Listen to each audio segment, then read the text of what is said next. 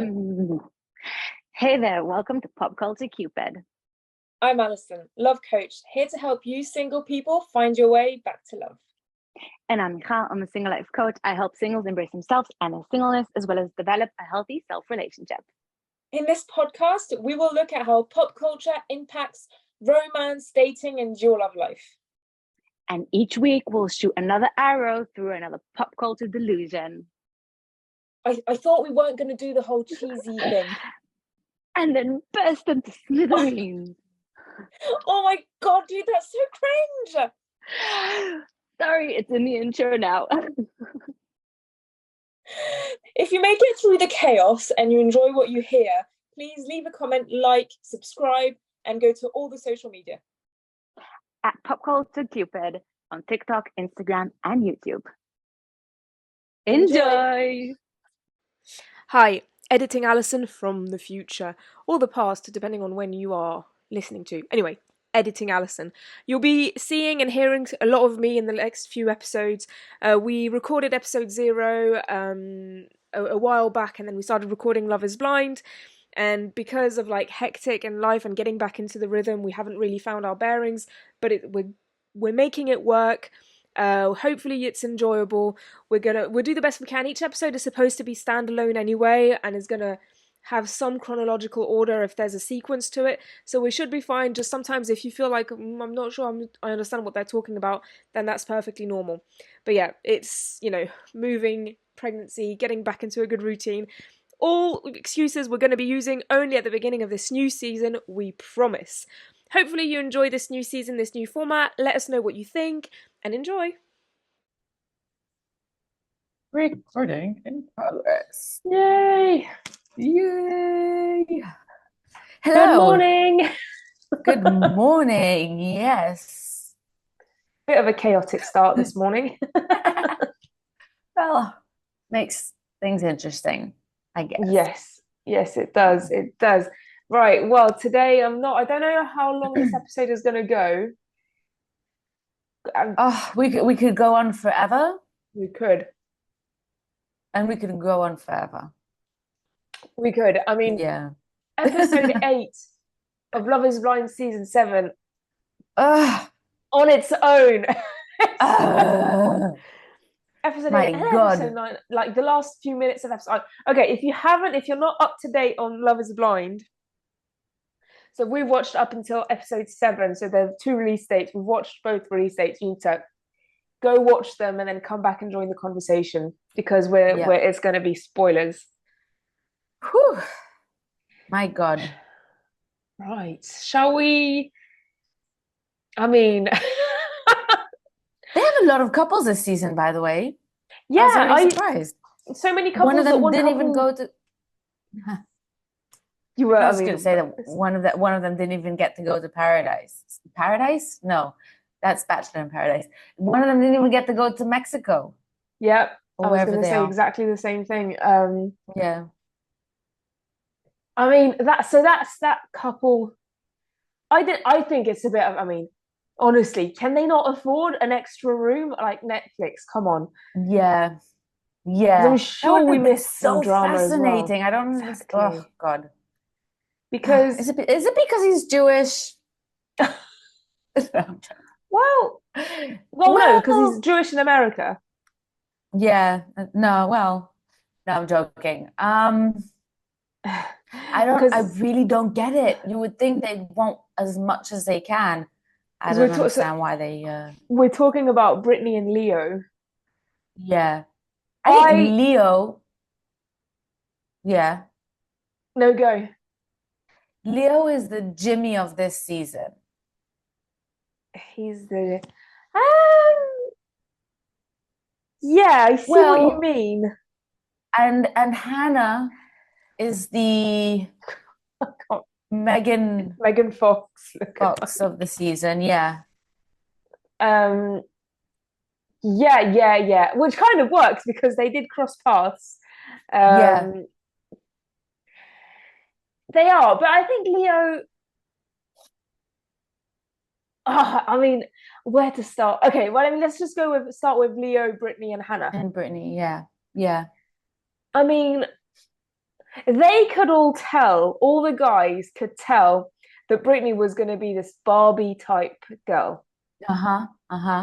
Yeah. There were conversations like, and I found it interesting because they could tell that, you know, she was going to be a, you know, a stereotypical stunner, and she's a very pretty girl. I mean, she's not, you know, some people are going to say, yeah, she's too skinny, blah blah blah, but she's the stereotypical pretty girl, and especially as being an esthetician and, like, you know, in beauty, like, Yeah. there are bound to be some kind of stereotypes that worked out in her favor, but that whole situation, that whole thing, I was just like, oh, I Yeah. mean, so I'm Brittany's reaction to Leo of being like, she did this whole thing about wanting to not be judged on her appearance and have somebody nice, and she's high maintenance, so she needs somebody to pay the bills and pay more than half, and blah blah blah. She had everything, all of that with Leo. And Leo said it like he was happy to foot the bill. He wanted somebody to take care of. He has money. He kind of, and she did this whole big thing about, I don't want to be second choice, and which, you know, I agree in the long run, but I disagree with Love is Blind because of reasons, and we'll get into that. It's just part of the game. It's part of the game. That her reaction when she saw him, and you could tell, like, the picture that we pulled up on the tab.com, where she's kind of pulling back from him, like, you could, it was obvious that she wasn't attracted to him. And I was just like, you do this whole big thing about not being judged on your appearance, about wanting somebody to take care of you, about all of this stuff, and the guy doesn't fit your criteria.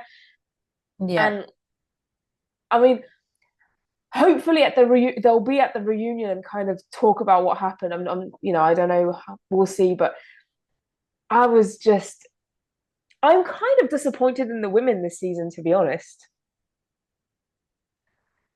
I don't know. I'm disappointed in everyone except for Garrett and Taylor. But yeah, I don't know. There's something about them that was so strange, and I just couldn't put my finger on it. Because I don't know, on the one hand, Leo is like very, I want to find someone who's going to love me for me, but then doesn't stop showing off. Yeah, Not everyone can afford a Rolex.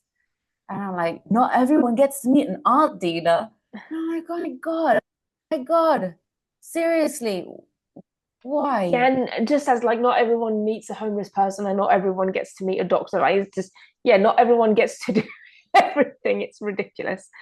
Yeah, so I mean, how old was Leo? Let me see if I can pull up the info. The Netflix one has the ages, but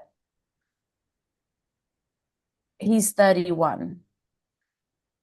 I can't really pull the immaturity card. Oh, I mean, it's funny because most of them are over 30. I remember it used to be like 20-year-olds. Yeah, we talked about it last season. They can't find love, and I'm like, what? So I'm glad they brought some more, I don't want to say older people, but older people. Yeah, Anyway. We talked about it last season about how it was only young people. It's just like, doesn't make sense. But what I mean, this season the cast is different to previous seasons because you haven't, you know, it's not a wide range of 20 to 25-year-olds that are all kind of good looking. Yeah. You know, these are 30-year-olds, and, you know, some of them they're not bad looking, but they're not these stereotypical good looking people. Yeah, but that's Love is Blind is always like, you know, the average Joe, and I don't think I think it's better. The posse. Yeah, no, it's for sure better. You know, you're bringing the real people, and not to say that, you know, they're ugly, not at all. They're just regular people. And shall we Yeah. Should we just so we started with Brittany and Leo. Yeah, there's not much to say. I mean, not much to say apart from he was just very clumsy, and I don't think he's the bad guy. I wouldn't compare him to like previous kind of villains. There was that one. He doesn't mean. No, there was that one kind of amber flag moment when he kind of lost it on Hannah. But yeah, I was gonna say that's a sign. Yeah. But I would say also, yeah, a warning sign, but I wouldn't call it a red flag because I was watching it and I was thinking about it and I thought he's entitled to his reaction. Yeah. And you know, it's a bit triggering, and you know, I don't feel that he was insulting. I don't feel that he was, you know, he didn't say, "Oh, Hannah, you bitch," or whatever. You know, he had this strong emotional, yeah, exactly, strong emotional reaction, which I think is fine. I mean, I was more bothered. Go on. Go. Finish your thought. Well, I was thinking about times where guys broke it off with me. Yeah. When I was actually considering breaking it off with them, but them breaking it off with me kind of just stirred something in me, and I had these strong emotional reactions. So I didn't, you know, cause a scene the way he did. But you know, I'm not in the pod on the other side of the wall. Like this was always often done over text or things like that. And so I get this strong emotional reaction. I think that's just him, and it caught him off guard. Because the previous day they were saying how much they liked each other. So, you know, I think it seemed like he was it seemed like he was actually getting more set on Brittany as time was passing. Yeah. But then, you know, I think it's only human to have, I mean, I like to try and control my reactions as much as I can and not be dramatic, but you know, sometimes it's uncontrollable. Like you just feeling this burning of emotions, and especially when you're not in control of the situation. And I'm assuming Leo is used to being in control in his life. So it's like it triggers something in you to try to grasp something, anything that will help you gain that control back. But what bothered me more was the fact that he asked Hannah to speak to Brittany. I think that's like, that's awkward. That's weird. Why? You talk to Brittany. She doesn't have to be put in that situation. And I don't think that will look as good as you think it does from Brittany's perspective. But I don't know. I sometimes got the feeling that Leo was so desperate and into Hannah because there was someone else that was also into her. And I'm like, are you really falling in love with her, or are you just, you know, enjoying the competition for her? Yeah, I'm on board with what you're saying. The only thing that I would say is the fact that he knows, you know, you've got these stereotypes where women can get through to each other more easily and understand each other more easily, and it feels like they've got a certain amount of time allocated to each other in the pods where they kind of feel like they don't really say it clearly, but I get the feeling that they are, you know, only allowed a certain amount of time, and that's that because of, you know, recording and things like that. Yeah. So I agree that the message would have been better, you know, from him. And putting Hannah in that situation is just stupid. But I kind of also can hear the fact that, you know, the stereotype that women kind of talk to each other, he hasn't got all that much time. He probably knows that he overreacted and kind of needs a bit of a buffer. I don't agree with him, but I understand where he's coming from as well. And also, like, he's probably watched, you know, previous seasons where the women talk each other into and out of things. And so I think... Yeah. I think there's a bit of that. Yeah, I don't know. It's like I'm like, are you now trying to